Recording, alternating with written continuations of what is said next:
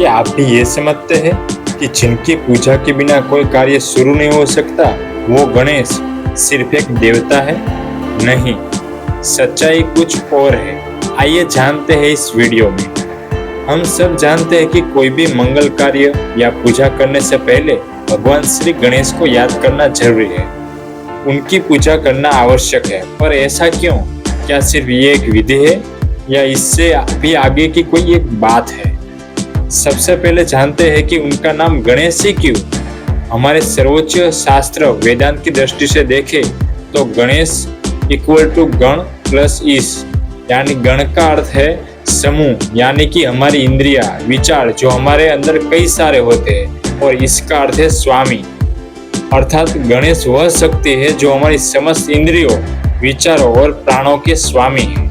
इसलिए गणेश कोई सिर्फ एक देवता नहीं परंतु आत्मा यानी परम ब्रह्म के प्रतीक है, जिनसे सब कुछ नियंत्रित होता है। अब बात करते हैं उनके स्वरूप की, जो बाकी सब देवताओं से अलग है। तो ऐसा क्यों? इसके पीछे भी बहुत बड़ा रहस्य है।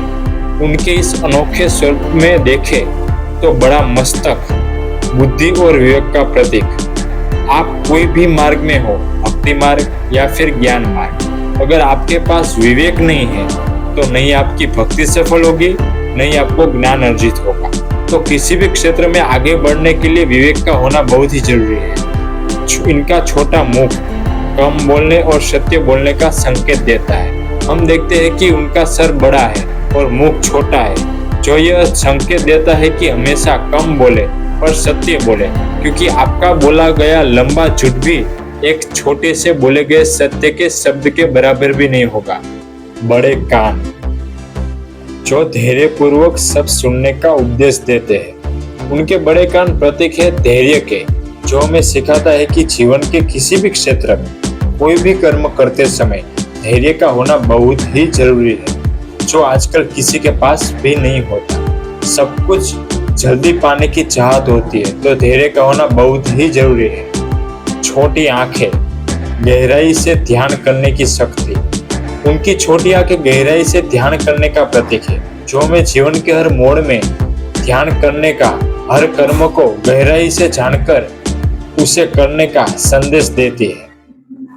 सुन, अनुकूलता और हर परिस्थिति में ढलने की क्षमता।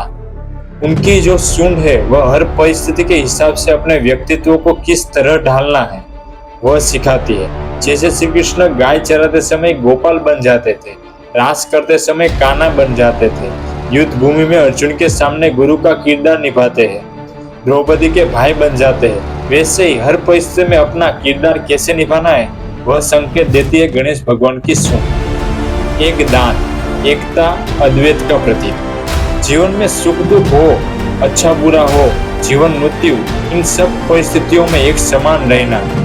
ऐसे ही टूटा हुआ दांत यह संदेश देता है कि पूर्णता का मार्ग अपूर्णता के त्याग से बनता है।